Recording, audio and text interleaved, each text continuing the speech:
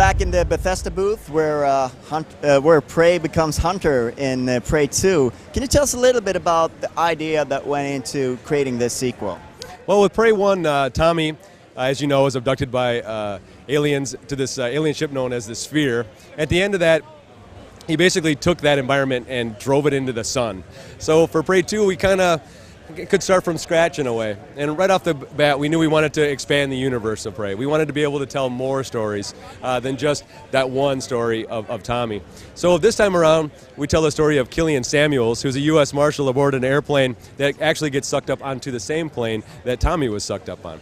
He's there for a little while, and while he's trying to escape like Tommy, he gets taken by alien slavers, and he's taken to a distant planet known as Exodus.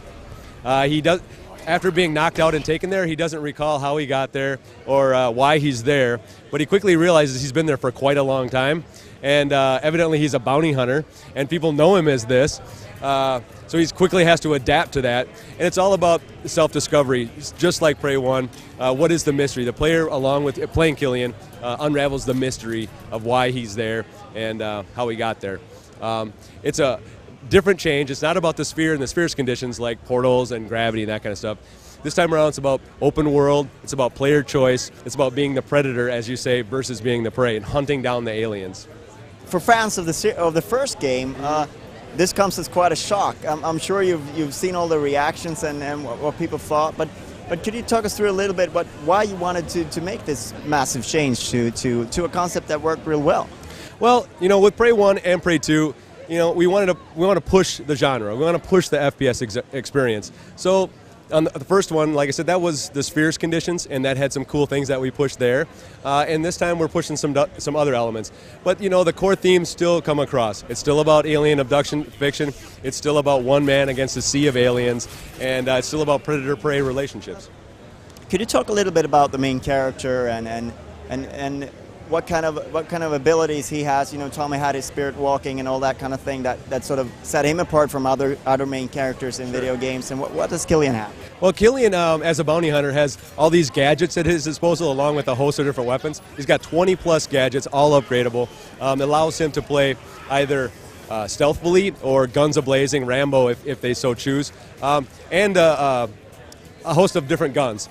Over 40 different weapons, all with upgrades. And we also have different ammo types. So this time around with the weapons, they're less about being a creature in your hand. They feel like guns, they feel like weapons. And the exotic nature of them and the technology side comes from the ammo that you get, and you can swap them out.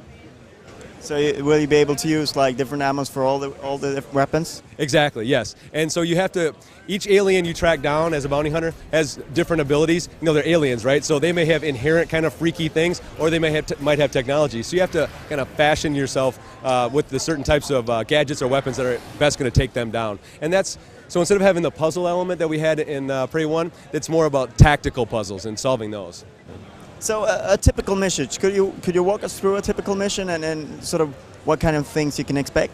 So a typical mission, and there's different kinds, right? We have what's called ambient bounties and ambient OWEs, characters of interest. As you walk around the world, you can just interact with those as you see fit. We have what's known as a scanner. It's a device, a gadget that the player has, and it'll tell you, can I interact with that? If so, will this guy pay me for helping them out? Is this an ambient bounty? Should I capture or kill him? And I could just outright take it.